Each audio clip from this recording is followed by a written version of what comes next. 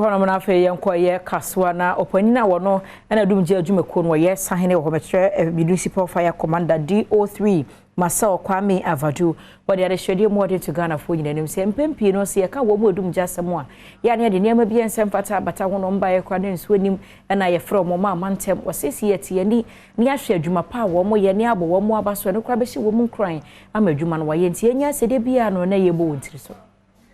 DO3 Masao Kwame HRC said the enipa bi ekwa abefo 10 times so was say edumja adwuma yefo din no ha adwene pa ochemu se oba adwuma ekoyi ma wo mo wo helpi the senti ebeyanka Ghana for enter wachi na adwuma wo ye no enkonkan no onyai se abribia okasa editi adwuma wo mo eye no odi sanse metu jo wabra top villa ekoma wo mo polytank air condition eni sika Ghana city empimdu se dumja adwuma ekwa wo kaso no enhwe no mfa mo ama adwuma no enkoso.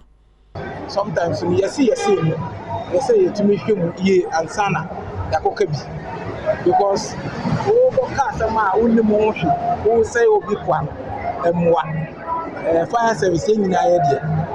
enti ye ni here ye ma ye nyina enti ye mbwa na adwuma no nkoso the common like that ebi no mo ye de ba we no hwa wacha polytank for office use, domestic use because Kaswana Yena said there's a bit challenge with water issues. Sana say ensuing floor, we are compelled to maybe tamper with the water in the fire engine, which is not the best. But you see, polytank or the air conditioning, I be fixing maybe a crewman but we are managing with it. Crewmen at least to bring some comfort, office desks and chairs, which will allow us get opportunity a bit to administrative work. Anu si yape enajuwe bremaya ono ene director eda Premtobre Villa ano echere senti asado ye okoko ye. Valentine's Day there was an incident. One of our rooms caught fire, and by the grace of God, no one was injured. There was only a loss of some property. We called on the fire service, and very rapidly they were there.